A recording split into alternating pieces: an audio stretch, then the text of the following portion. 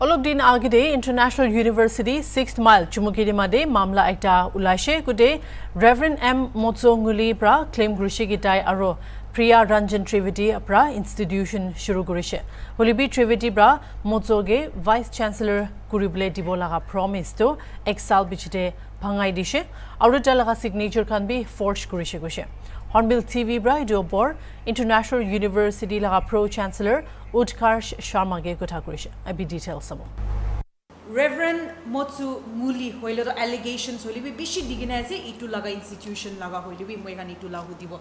All right, like we have spoken, we will also speak about Mr. Trivedi and Mr. Ngullie as well when this institution officially started in Woka, and he has made many claims, sir. One is that an MOU of 50 crores was signed with the state government, sir, for establishing this institute in Woka and not in Dimapur, sir. So I'm sure you will take us into the details of it from the very beginning as well. And also he has said that he has written a letter to the governor as well. And the governor's secretary wrote a letter to the state government asking them to look into the matter of where he was scammed by Mr. Trivedi, the founding father of this institution, sir. And yeah, many allegations were made, sir. One is Woka as the main place for the office. Second, the 50 crore MOU that was signed. Third, his signature. There was forgery. Is what he is claiming, sir. Could you tell us more on that, sir? From the very beginning, sir. That way, after you give us more details, we will ask questions if we have any. As you asked about Mr. Ngullie, it is, the appointment goes back, I believe, 20 years or not to 18 years back. So when this whole case came up and we saw certain interviews that were given, and because, we are also new to this university, we thought to first, that's why we took time to give our response, because some of the other news channels also try to take our interview, but we thought that first we will gather all the information because it was long time when all these things happened. So we thought first let's gather all the information, what happened and how all this transpired.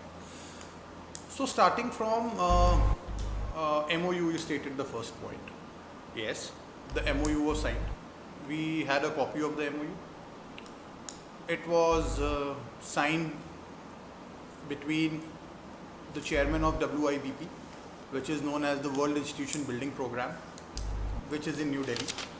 The chairman is Professor Dr. Priya Ranjan Trivedi, who is also the founding Chancellor of this university.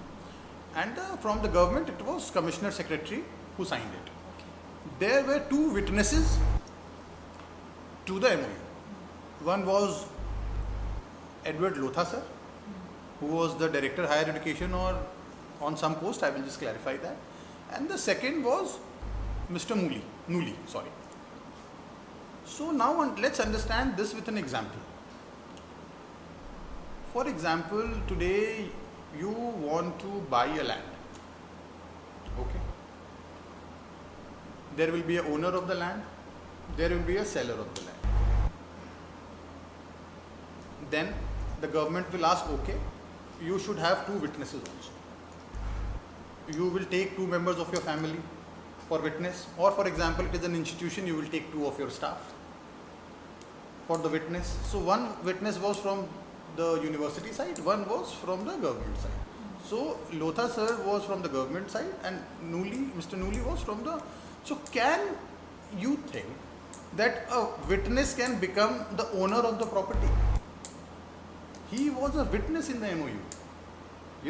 The MOU was signed between government of Nagaland and WIBP. The chairman, Professor Trivedi, he was a witness from the university side, and Edward Lotha sir was a witness from the government side. Can Edward Lotha sir come tomorrow and say that no, I am the owner of the university because I signed as a witness? So this is the memorandum of understanding you can see between the government of Nagaland, Kohima and the World Institution Building Program, New Delhi. Everything is written. Now you come to the last page. Can you see that the two people have signed? For the government of Nagaland, Commissioner and Secretary, and for the World Institution Building Program, President Priya Ranjan Trivedi. Now please see witnessed by. One is Sir L. Edward Lotha, Director Higher Education Kohima, and the second is Mutso Ngullie. He was the regional director of WIBP that time. So can you think, madam, that a witness can become the owner of the university? I just want, people to understand that if that is the case, I think one should not take the witness to any of the organization to get your property registered. Yeah? Tomorrow they will say it's mine. So, and to establish a university, ma'am, you need a trust. You need a founding trust, sponsoring body. It's not that tomorrow you and me can stand up and say that I want to open a university. There is a procedure that needs to be followed. Sir, he said that he did all the paperwork, sir. After he was contacted by Mr. Trivedi, sir. All the paperworks were done by him. He approached the state government and made all the documents, sir. Madam. So from the very beginning, after this went about, sir, in the end he said that he was terminated after a year, and also he accused Mr. Trivedi of, also forging his signature as well, sir. Could you kindly get into the detailed sequence wise, sir, on that note? See, first of all, madam, if I am in Delhi, for that matter I am in Guwahati, for that matter I am in Arunachal, Itanagar, or I am in Mizoram, and I want to start a venture, university, a school or a business, it gets difficult for someone from the other state to always come and go and do the paperwork. So what you do, ma'am, ideally you locate a person to do your work, in lieu of which you pay him salary or his expenses or whatever. So will that, by virtue of that, you think that he will claim that because I worked for you, I will become your partner or the owner of the institution? No. Secondly, you would have seen that from the time we have started Mr. Ngullie's topic, I have referring him as Mr. not Doctor. First of all, when he was appointed in 2006 for a period of 1 year, he always used to write that I am Doctor and DD. Doctor means PhD and DD means postdoc. So I will show you a letter, very interesting letter. First I will tell and then I will show, so that you have more clarification on that. So when he was appointed, after some time when the founding chancellor started working with him, he thought that, is he really a PhD? Because his work was not speaking for his qualifications. So a letter was issued to him that because he was always bargaining that, okay, I will show my credentials, my qualification after 15 days, 1 month, 2 months, and he was never showing it. So Professor Trivedi, he was then the Pro-Chancellor, gave him a formal letter that you please submit your date of birth, your matriculation certificate, intermediate, graduation, post-graduation, PhD, and any further higher qualification degrees. And when was that, sir? After he became the Vice Chancellor, after that, or yeah. before? No, after that, because he said that I'm a doctor. So, he was working with us for a year or two because he was helping us through the paperwork, and he was a regional director. So, for becoming a regional director, you don't need to be a PhD. But for becoming a Vice Chancellor, you need. So, when Professor Trivedi thought that now the university is formed and now we will look for a Vice Chancellor, he said that I am a PhD and postdoc. Why don't you make me, because I have worked so hard by running here and there. So Professor Trivedi said, okay, if you are qualified enough, you become. And he said that you kindly, and then he was appointed for 1 year. But when we started asking him for his education qualification, he was never providing with the education qualification. I would like to request my fellow sister journalists that went that day to Voka to interview him, can, from your TV, or she can also go, and before showing something, she should go in the detail and first ask him how he is writing Doctor and DD, and whether he is even a graduate. If he is a graduate, postgraduate, because UGC has a certain rule and certain qualification fixed for becoming a Vice Chancellor. No one else can become. Then, okay, he was appointed. I will show you the letter, ma'am, you will not believe. He appointed his own son while being in the office as the registrar of the university using the office of prophet. It was condemned by the government of Nagaland in the governing body meeting, I will show you. And once his son was found to be, and he was, I believe he was a graduate that time and have no experience to become a registrar. And when he was, asked that why it has done, his son, there is a letter undertaking, his son came drunk in the office and vandalized things. And in Dimapur, I believe, or in Bukha. Which year was it, sir? It was 16th January 2008. When he vandalized. Yeah, and this is his apology? No, this is the apology. Okay. Yantam Nuli. So let me show them. So this is the documents that states that Mr. M. Ngullie's son came and vandalized the institution, the Global Open University. Tai khan try to state kora lise. Itu hoile to tai ahi gene institution vandalize kora, saman damage kora lase. Itu hoile to M. Motsu Ngullie laga son laga apology letter ase. Tai itu vandalize Korea laga 2008 laga sal de ase.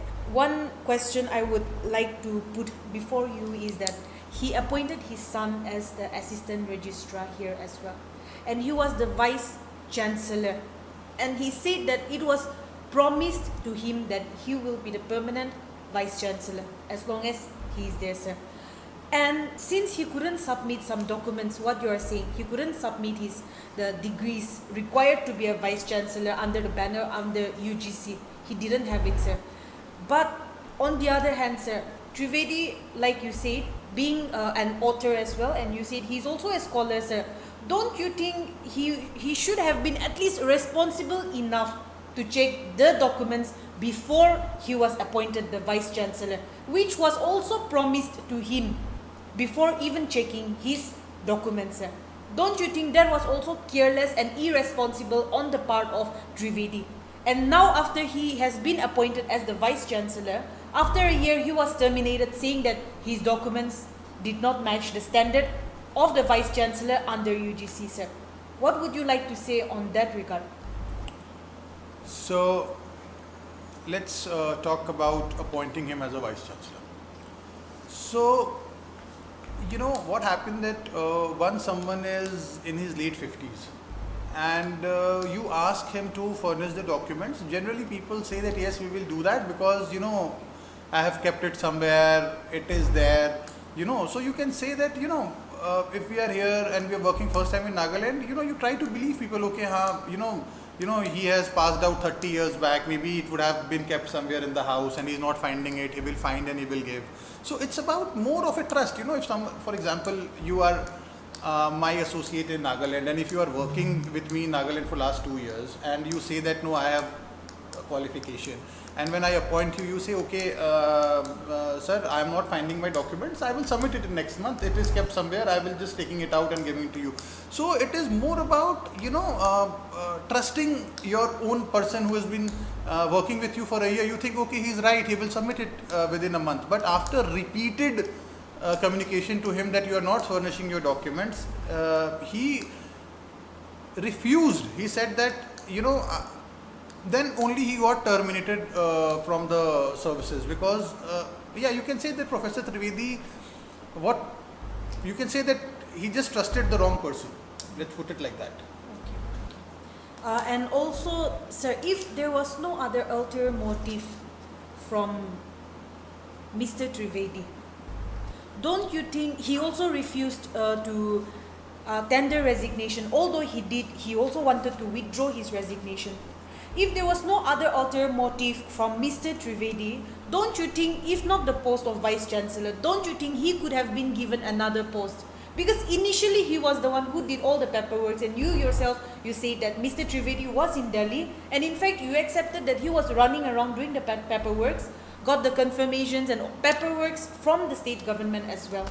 Don't you think he called Mr. Trivedi a scammer, Mr. Motsu? Don't you think if there was no other ulterior motive, he should have been at least appointed, not maybe as the Vice Chancellor, but given another post, if at all Mr. Trivedi was being genuine, like you said? Firstly, I really,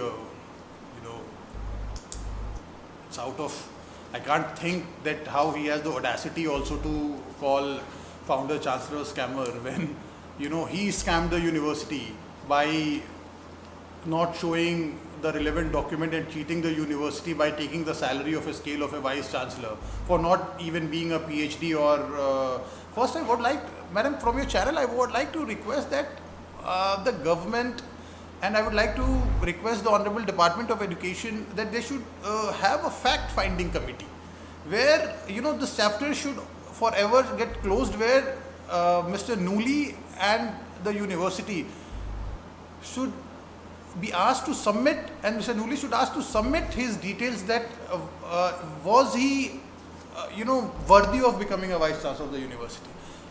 Coming to your second question, why he was not giving the other post. If he would have said that I am not the worthy of becoming a vice chancellor, Trivedi sir, can I become at some other maybe administrative office, whatever post that his qualification would have, you know, suffice. But he chose not to do it. He chose to use the office of profit by appointing his son as a registrar.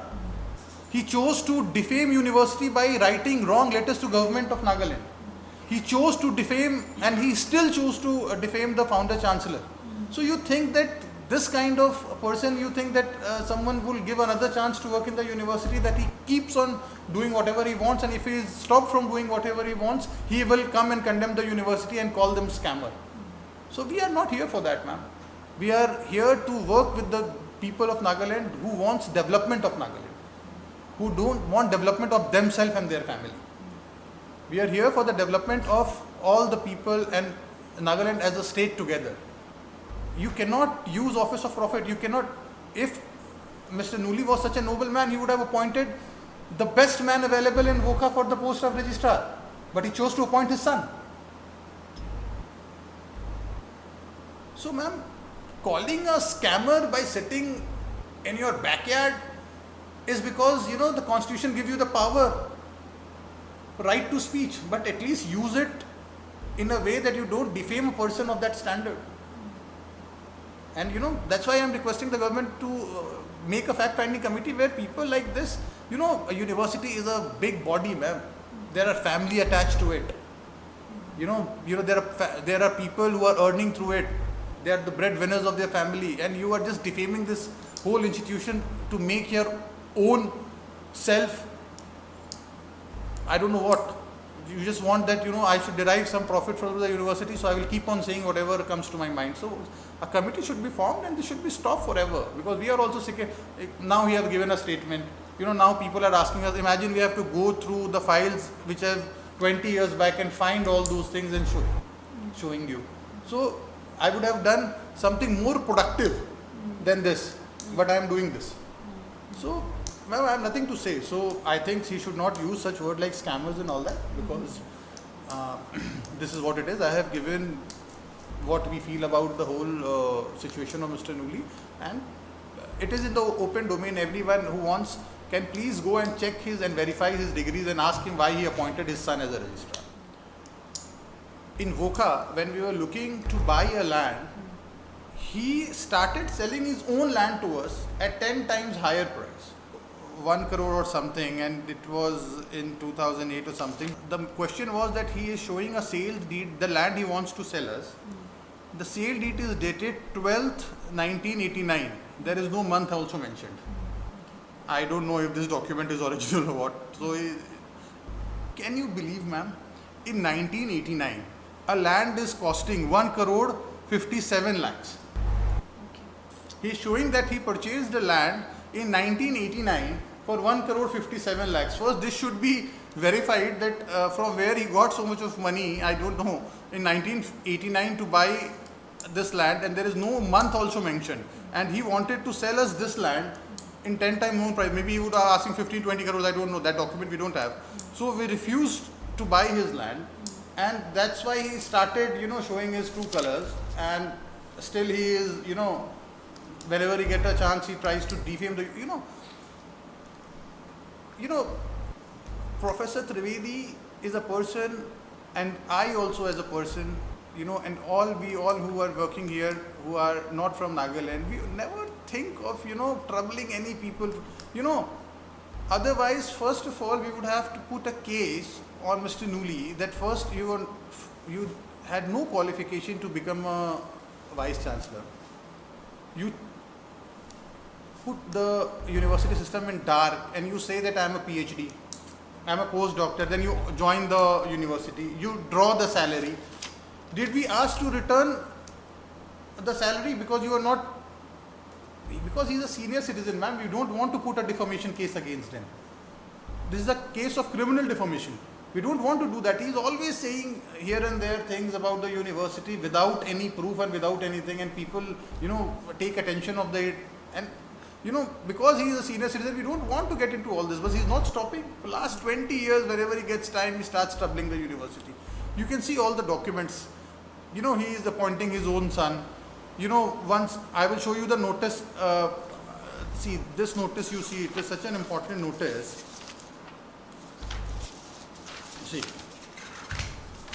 this notice was issued to him by the director on 23rd March 2010. The notice clearly reads that it has come to the knowledge of the Global Open University Nagaland that you are still using the letterhead as well as the designation of Vice Chancellor of the Global Open University Nagaland. Now, therefore, you have been given the notice not to use henceforth at the letterhead the designation of Vice Chancellor of the Global Open University Nagaland. Please take notice of the failure to comply, and we have to do a public notice. So you mean to say after he was terminated in the year 2007, he was still using the stamp and the signatures of the institution? That's why this notice was issued, right? Okay. And you can see a public notice was issued that he has been terminated from the post of Vice Chancellor, and if he uses the Global Open University name or the designation, he should, people should not agree to it. That's why we have to do a public notice. Back then. So you asked a question where you asked that he wrote a letter to the Secretary Education about Joint Secretary of the Government of Nagaland about all this. So I will just show you a meeting of the Executive Council of the Global Open University Nagaland on 16th April 2008 at Kohima. See what does it write. Dr. M. Mutsu Ngullie, let's call him Mr. M. Mutsu Ngullie, had appointed his son as a registrar, although he had neither the requisite qualification nor any experience. His son, who was earlier appointed as an assistant registrar, damaged the properties of the university at Dimapur as he was fully drunk. He was arrested by the police and later on released as he assured that he will get the equipment of the furniture restored. He has not done anything. This is on record in the meeting of Executive Council. Now wait. The letter he wrote, in reference to that we have given the reply, where if you will see the number 2, recently a meeting of the Governing Council and Executive Council of the Global Open University was convened at Kohima on 3rd, this was in 3rd December. Another meeting where Mr. Edward Lotha and Mr. P. Imrong Imchen were present on behalf of the Government of Nagaland as state government nominees, where Mr. Solo represented the state government and the Executive Council of the University. All the state government nominees and remaining members of the governing executive council condemned the action of Mr. Mutsu Ngullie. So it is not something that we are just speaking. Documents speak for itself. It is because it's a university. And he was condemned for all these acts that he has done, appointed his son, then write a letter, by defaming the university that we are doing wrong, because there was nothing. He did everything, and now he wants to, play that university has been cheating and all that things. Okay. There is. Sir, I also have one more question. If you are done. Yeah. Yes, Silvana. Yes. So, sir, there were many allegations, and obviously you have already addressed some. One allegation I wanted to ask about is the forging of his signature, sir. Yeah. You are yet to talk about that, Oh, sir. I'm so sorry. So, we have not used his signature anywhere. We have only used his signature when he was the employee of the university. When he was the employee of the university, if some letter was to be sent to the government, he has signed the letter. We have not forged his signature anywhere, and we don't intend to forge anyone's signature anywhere. So you mean to say that his signature was only used when he first hand signed it, Yes. or else you have not No. because he has claimed that his signatures were, used in some documents that were scanned No, to send it to UGC and other. no. 1 minute, madam. For example, I will tell you one thing. That let's talk about IGNU, Indira Gandhi Open University.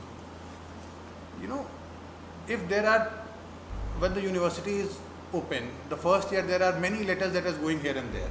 Okay, in that, sometimes you draft the letter, and you put the scan signature and you send it because you are in the office, right? Yes.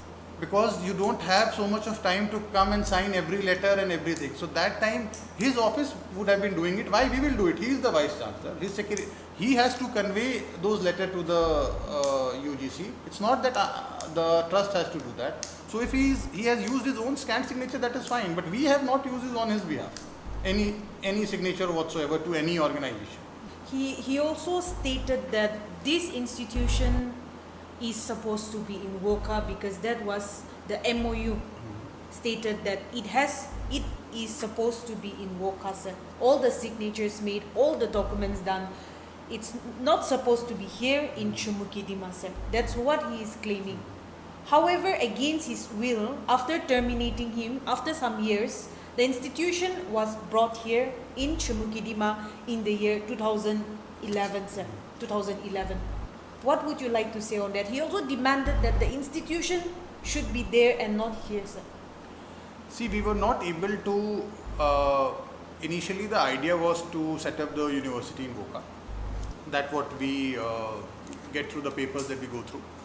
But I feel that what happened was that we were not able to finalize the land in Boca, and we requested also the government to allot us some lands.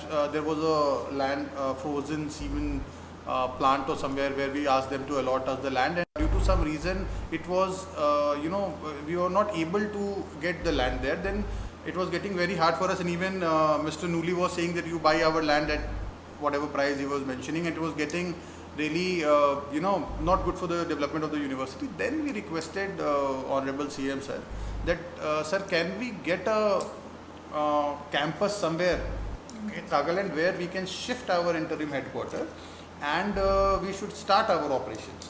So then we wrote a letter to the government, and the youth hostel near Dimapur railway station was allotted to us. So we shifted our interim headquarters to Dimapur, and after that the first amendment bill of the Global Open University was passed, where it was that the headquarters has shifted from Boca to Dimapur with a provision of having a campus in Kohima and Boca. So we are still committed to that. If we, for example, if we have good admissions and the university flourishes, then we will give a second thought to have a campus in Boca and in Kohima. It is always good for the university if we expand, we go to the other places in Nagaland. What is wrong in that? But it was purely shifted to Dimapur because we were not able to settle down in Boca due to various reasons. Okay. So yere Dr. M. Motsubra, Reverend M. Motsubra, Janaidia Nishna Institution, Hoiledo Wokare Tagibole Lagatai kan agreement Kurigena, along with Trividi agreement Kurigena, Wokade hi Shuru Kurishe, Holibi Taikando itu agreement Hoiledo bypass Kurine Pangaigene, Yere Hijase Koi, Yere Ahijai Koyaze. Whereas on the other hand, Yere Mr. Sharma Bra claim Kuria Laga Hisa Hoiledo, Taikan state government logo de hi Kota Kurigene, documents kan sop milaigena hi permission loigena. Yere Ahishe Koyaze. Sir, could you kindly show us the documents, if you have, of the state government granting permission for the institution to come here? Yeah. See, first you see the Amendment Act in 2011. Act number 6 of 2011. The act is the Global Open University Nagaland Amendment Act 2011. Where you can see the Amendment 2 of Section 3 of 5. The headquarters of the university shall be at Dimapur, while the main campuses of the university shall be at Boca and Kohima in the state of Nagaland. Okay. Itu ase document hoiledo state government brahi permission grant kurigena the Global Open University poila institution nana mitu taishe permission grant kurigene yare ink pink color adigena ase Taikan yere aishe hoi Dimapur karne ligishe. However, recently Praido district holi bi banai dia nishna Taikan itia Dimapur laga jurisdiction de giri gena ase kundu poila Dimapur laga jurisdiction de thagishe. To Taikan itia laga documents kan bi dekhaya ase saying that with the proper permission and documents of the state government, the institution was shifted from Woka to Dimapur. In the interview, he also spoke about Mr. Trivedi being backed by some politicians or by some leaders. And that is why he went this far, or he was able to get out of the so-called scam that he's claiming. The government can back us, whoever government is in the power can back us because we are doing a good work in Nagaland. They should support education. So what is wrong in that? For example, I am running an institution. You know, I would go to government every month and I will tell what are my problems, and government should support me to make this university education excellence for the people of Nagaland. So if you call that supporting the university, I agree to it. Every government should support the education system in Nagaland, and education is the ethos and the weapon that every child should get to reach a certain level.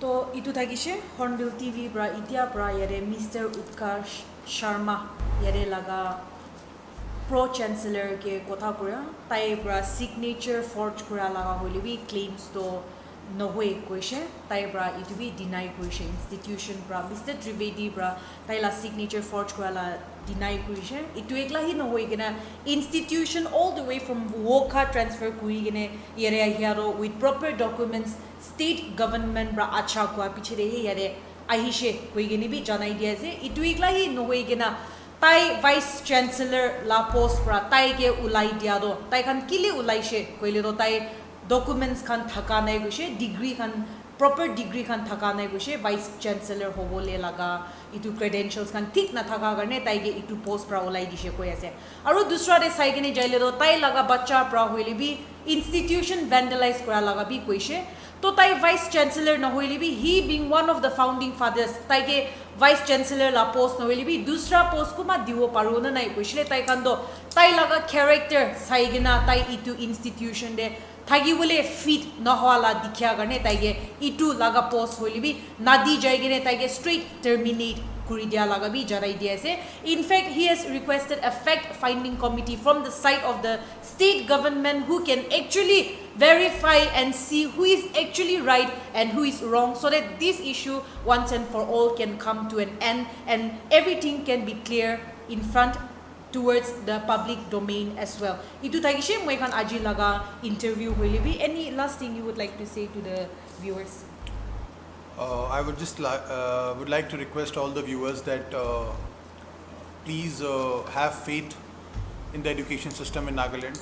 Have faith in us. We are here to help the children of Nagaland and the people of Nagaland.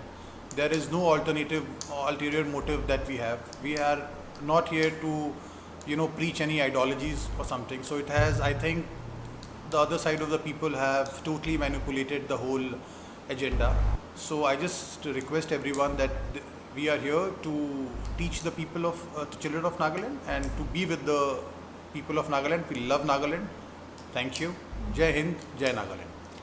To itu thagishe aji laga interview moi kan itu laga upor aru related updates kan ani thagibo. Reverend M Ngullie hoile do dusra media outlet te kotha koi dishe hoile bi other side of the story moi kan jani bole iate the international university de ahishe, which was also once the global open university. Itu laga upor de updates bi rakhi thagibo. Mandu itia itu laga upor bi holi bi ki kobo itu han labi apni han ge updated rakhi thagibo. Reporter ke person yo ke ho, camera person wong, HornbillTV chumukidima.